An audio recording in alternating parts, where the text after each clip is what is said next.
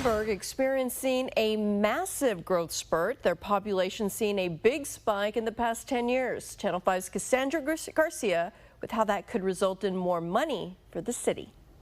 The research team at Consumer Affairs recently published an article showing that 9 of the top 15 fastest growing cities in the nation are all in Texas. And number 11 on that list is Edinburg. Hector Casas has been a business owner in Edinburg since 1992, and he says that he has seen the growth firsthand. We've had a lot of requests for infrastructure, for houses, for development. There is a lot of that. Edinburg's population today is close to 33% higher than it was during the last census back in 2010. But Edinburg Mayor Richard Molina says he's not surprised to see the increase. I'm just excited to see these numbers, but at the same time, we're not surprised because we know that we had worked really hard with the census to push these numbers out.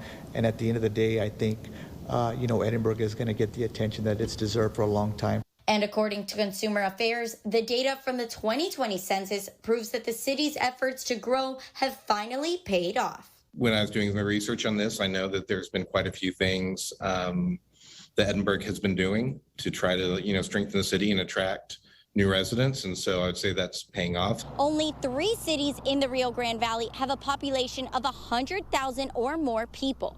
This includes Brownsville at about 180,000, McAllen at about 140,000, and now Edinburg at 102,000. It's possible cities that are a little bit farther from McAllen may start experiencing some residual growth over the next 10 years as Edinburg starts to get more full. It's very important because the bigger we are in population, of course, the more representatives we'll be able to have at the state level, the more representatives we'll be able to have in Washington, and the louder our voice up there, the more funding obviously we can get from state and federal grants.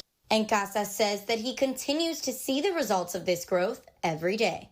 The growth is still coming on. The businesses seem to be growing a little bit. There's a little more demand. There's a lot of requests for positions in the job industry. Cassandra Garcia, Channel 5 News at 10.